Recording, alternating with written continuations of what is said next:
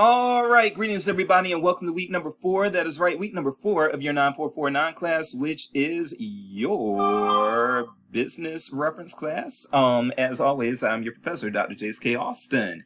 And what we are going to do this week is, again, another state of the course update, and then we are going to review the answers to last week's worksheet, and then any other odds and ends that I need to tie up based on what's going on in the class. I can do that at this time as well. But again, let's start out with that state of the course update. Let's go ahead and get into it. We are going to try to keep this one under 25 minutes unsped, which means that if you speed it up, it's going to be roughly 20 minutes or lower, which is that's the goal that I know that I should have, but sometimes I just have so much on my mind that things are going to go above that time. But let's try not to make this a week where we go above the desired time. All right. So first of all, let's pause for a second. All right, so let's look at this right here first. What we have going on that's due this weekend. You have your Mintel worksheet, and Mintel is a database that really does help with like market data. And what I mean by market data is mostly consumer data. This is a database that will give you feedback on, well, you can get a lot of demographic information from Mintel and things like that. You can also get various reports about consumer behavior and those sorts of things. So that's what Mintel is all about. And we'll even just preview the questions here a little bit. So I did tell you all about that glitch that I was being affected by. And I did not teach this class in 2024, so I do believe that now that the Mintel worksheet has taken hold. Hopefully nobody is going to get the old Mintel worksheet. We do want everybody, again, we've got our 2025s here. We do want everybody to have the updated Mintel worksheet. And there are going to be, compared to the previous databases that we've had with Business Source Complete, also Mergent and IBIS World, those had more so me just asking a question and you going in and finding the answers. But with Mintel, yes, you're going to have more steps on most of these questions. So for instance, it's going to these questions are going to lead you a little bit. Find the most recent plant-based proteins, then select the data book, then select explore demographics, add race, blah, blah, blah, what percentage. So you're going to have more steps with this particular one than you did for the previous ones, okay? And that may or may not help you all out, but this, the Mintel worksheet was not one that I could do the same thing, just ask you a question and then have you just go in and find it. I needed to kind of lead you more with the questions on this one, okay? But, yeah, so, yeah, we'll leave it at that. But, well, I'll mention this. The worksheets are something that, I added to the class. I also added, quite frankly, the different discussion board prompts and a lot of things. So there are some remnants of the Chris LeBeau class in the class now. Chris LeBeau was the person who taught this class prior to me being hired and taking it over. And so there are still a few remnants of what she put in the class, but this class has been thoroughly redesigned by me, just for those of you who did not know or realize that. So, because I think that some people thought that because the worksheets weren't taking originally, that I was actually just working in Chris LeBeau's old shell without making the class my own. And no, I took over the class in 2020. So the class is my own now. There are very few remnants from her left, okay?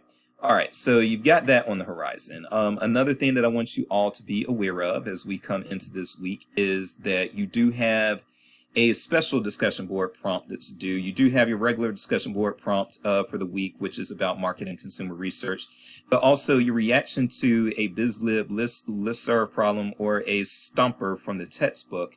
That is also going to be due this week. So what you need to do for that, again, is come on in here. And we've already got a few who have done this. Actually, let me look at the few who have done it already. All right, so yes, I do feel comfortable and safe saying this. Those who have already done this did fine. This isn't something that you necessarily need to rack your brain over, okay? So the ones who have already done this did fine. So if you try to match the level of work and effort that your classmates put into this, then you should be just fine as well. But one thing, again, that I'm going to request that you all do is try to find a stumper that has not already been done. So the early birds got their worm. There are 3 early birds who have already done this by the time I'm recording this at 2 p.m. Central Time on Monday, April the 7th, 2025. But again, also try to avoid doing the stomper that your classmate has already done. So please do not do one of the ones that was already done by one of your classmates here. And that's definitely for those of you who aren't going to be able to do this until the weekend. You're definitely going to have to look at what your classmates have already done and then avoid those and go back into one of the others that is left. And because we do have 26 in the class, and I'm happy to have 26 in the class, that's one above the actual limit of seats for the class. But I'm very glad to have you all, but because there are 26 of you, yes, those of you who can't do it until the weekend, you're going to have pretty slim pickings on the ones that you can get. And if you need some assistance to the point where you need to find something through the BizLib listserv, then by all means, just reach out to me and ask, and I can assist you with that, okay? But yeah, these are some of the questions that you need to kind of be answering as you get into this. Those include how you'd feel if you received this question as a rookie reference librarian and how you'd address the situation. If seeing your particular stomper or other stompers makes you nervous about business librarianship, please answer that. And then also, if you think you'd enjoy the process of working a job where you had to review lots of resources to find answers to such complicated questions. So these are the types of things that I want you all to get in your heads and kind of be figuring out. There are a lot of librarians who actually see these very complicated business questions as like a challenge, like a scavenger hunt, an investigation. They put on their little Sherlock Holmes hat with it even. And that may be some of you all. And if that is some of you all, then yes, business librarianship, I would say, is a way for you to go. But if that's not you, business librarianship can still be a way for you to go because you have resources like the BizLib listserv. So don't let things like this discourage you. Yes, these stompers are stompers, but don't let that discourage you from pursuing a business librarian career if that's where you think your calling is, or if that's where you think you can have the best job security, or whatever logical reason you would have for going into business librarianship. Okay. All right, let's go ahead and come out of that and then again go into our discussion prompt for the week.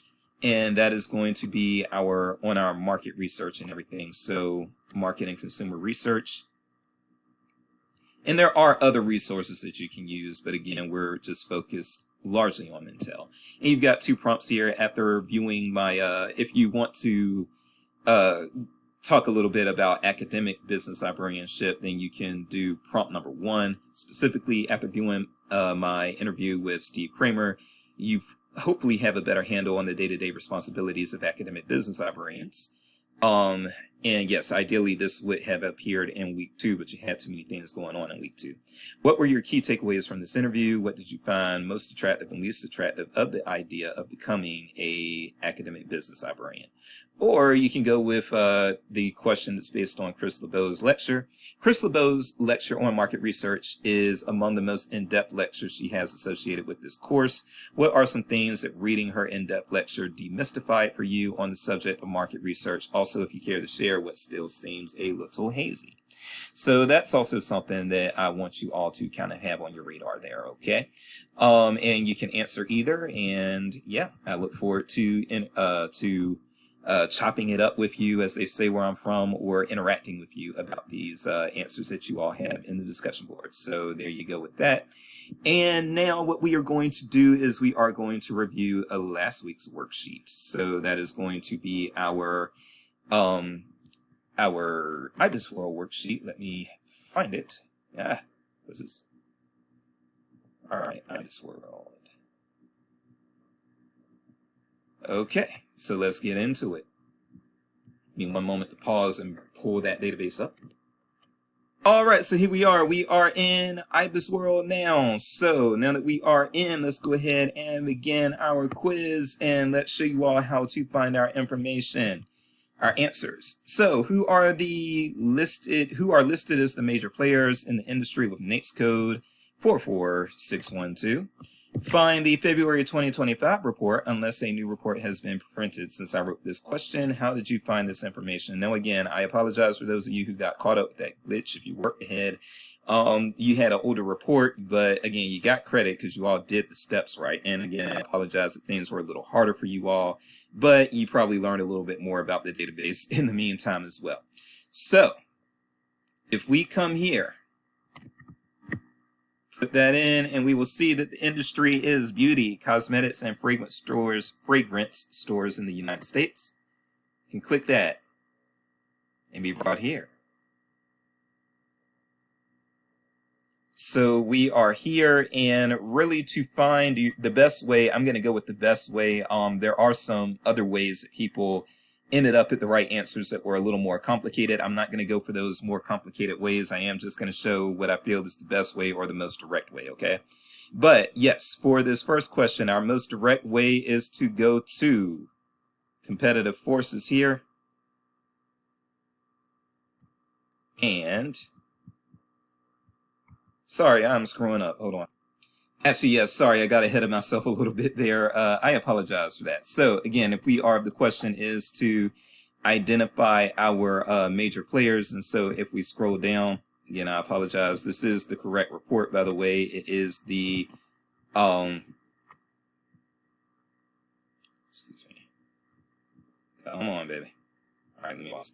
Sorry about that. Yeah, again, just got kind of ahead of myself here. So the beauty, cosmetics, and fragrance stores in the United States, 44612, published March 2025.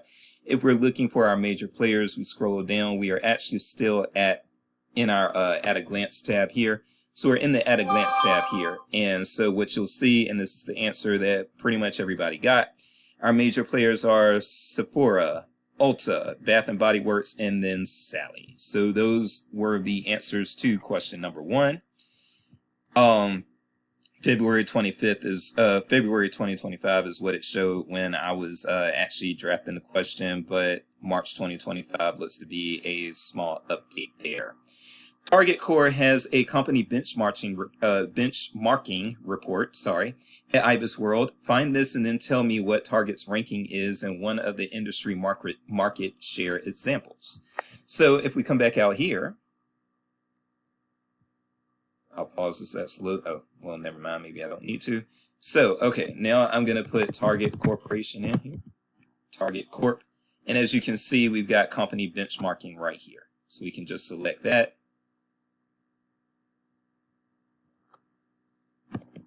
I hope. Come on, baby. There we go. All right, now it's loading. Again, I'm going to pause. Oh. As soon as I say, okay, I'm going to pause, it starts doing that. So sorry about that. And so once you get here, you can actually just be in the, still in the company overview over here. And if you scroll down on the company overview, you will scroll to here where it says industry market share. And these are the 3 examples that I pretty much was banking on everybody to come to use, and pretty much everybody did. So industry market share, you could use one of these 3 examples. For department stores, they are ranked number 1 of 5 competitors, and that is increasing. For online baby product sales, they are number 2 of 3 competitors, and that is increasing. And then for online children's toy sales, they are number 2 of 4 competitors, and that is increasing, but at a smaller percentage, okay? So that any of those would have been the answer to number 1 of 5 of department stores, 2 of 3 of online baby product sales, or 2 of 4 on online children's toy sales. Any of those would have sufficed as the answer, all right? Now, if we go to question number 3 over here is, in the Breweries in the U.S. March 2025 report, what tab reveals concentration in this industry, and what is that rating? So, all right, so like I said, I got ahead of myself. I apologize for that. This is where I gotten ahead of myself. This is where competitive forces come in. So let's just copy and paste this guy. All right, get that there. That right there. And then we go to breweries in the U.S. industry. Let that load. And once we let that load, we come up with something here. And then competitive forces is where I go to get concentration. There are other places that you could have gone, but this, again, I'm going for what I feel is the easiest thing. But if you arrived at the right answer, that's why I have you all list out your steps. If you arrived at the right answer, even though you took a different way to get there, that is perfectly fine. But yes, I feel that the easiest way to get there is to go to your competitive forces tab here. And then from there, you can do concentration. Actually, you see the concentration right there as soon as you click it. So the concentration is low. But you can also go to concentration here and get a little bit fuller details there. But again, really, once you hit competitive forces, you are at low concentration right there. And that would have been the answer. What tab reveals concentration, competitive forces, and what is the rating? The rating is low. All right, so moving on. Question number 4. What is the Canada industry NAICS report number for oil drilling and gas extraction in Canada? And so again, this is another one where we can just kind of copy and paste here. So let's do that. Go on.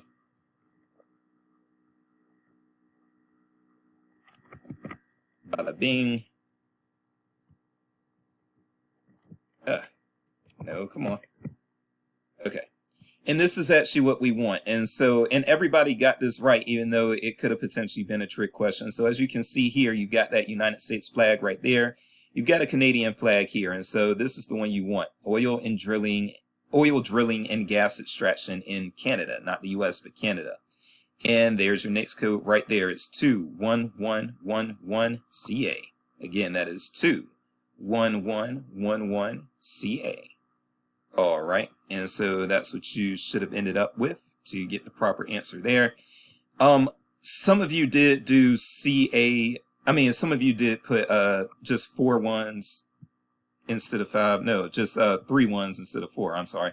Some of you had 3 ones instead of 4, so you ended up with a 4-digit number. It was just 2111CA. And if that was you, I did half credit because that might have been somewhere in the database where you were finding it, and it was just 4 numbers in the Canadian NAICS code as opposed to 5. But we really do need, the correct answer is that 5-number NAICS code. So it should be the one with the 4 ones instead of the one with the 3 ones. So 21111CA. That is the answer that I was looking for. And so again, once you pull up that report in the search bar, you're going to get there, and then you can see this entire report right here. And then finally, question number 5. Find the glossary in this database, and how does the glossary define barriers of entry? This is something that I actually really don't like about IBISWorld. The glossary should be much easier to find than it is. But basically what you have to do is click on this little question mark guy here, let this come up. And once you come up, you'll be directed here. You've got help, and then you just type in glossary in the help. It really should be, hopefully there is an easier way to get to it that I just don't know, but this is the only way that I actually know how to get to it. But you can get to your glossary here. And then, actually, I don't have to actually put anything in there. I was about to, but barriers to entry is right there. So you put in barriers to entry, and that gives you a definition there. And then you get some further information there, and pretty much everybody, I think only 2 people missed that question. But yeah, I know it's tricky to find the glossary, but the glossary is your best friend in IBISWorld when you are a business librarian, because you are not necessarily going to know all these terms. So I did want you all to know how to get to that glossary, and that is how you do it. So there you go with that. And again, from here, let's just go back into the class. I'm going to go into the syllabus. Give me one moment. Oh, actually, well, that didn't take long. So yeah, I'll scroll down. And we'll get to we'll get to week number 4 and just look at some of the things that you'll be going over this week, and then we will call it a day on this check-in video. So, yeah, that's not what I meant to do, sorry. So yeah, scrolling down. All right, there we go, week number 4. So week number 4, our objective market research and consumer research are among the most requested research inquiries that business librarians face. In this module, you will learn about market and consumer research, why it's done, and the best sources to pull it off. And then also you are going to learn a little bit about being an academic business librarian through the video between myself and Steve Kramer. So you will watch that video. It's a 2-part video. You'll read Chris LeBeau's marketing lecture. You do have some additional optional readings down here. If you want to tackle those, by all means, go into it. You'll have your emergent worksheet. You will have your Stumper special discussion board prompt to do. And then your other readings are here. So This is actually a pretty good video from Brigham Young University as far as the market research playlist. The future of innovation, how libraries support entrepreneurs. This is important to the market research module. And then also you'll have this market research guide from the New York Public Library. You'll read chapter 7 of our book, which is Consumer Marketing and Advertising Research. And then finally, teaching financial literacy through the use of market research and advertising instruction. So, and that's, I know that's kind of a long read, and so that's why your readings outside of that are a little more sparse this week, because this one is a bit long, but trust me, you can get a lot out of it, and you will get a lot out of it, and you will be much better for it. So with that said, that's pretty much it for me today, and I am Dr. Jace, and you will need to know your market research in order to turn a profit in any particular place. Jace Place, I got my rhyme. I can go do something else now, and that will be pick up my daughter. I will see you all in the discussion boards. Ciao for now.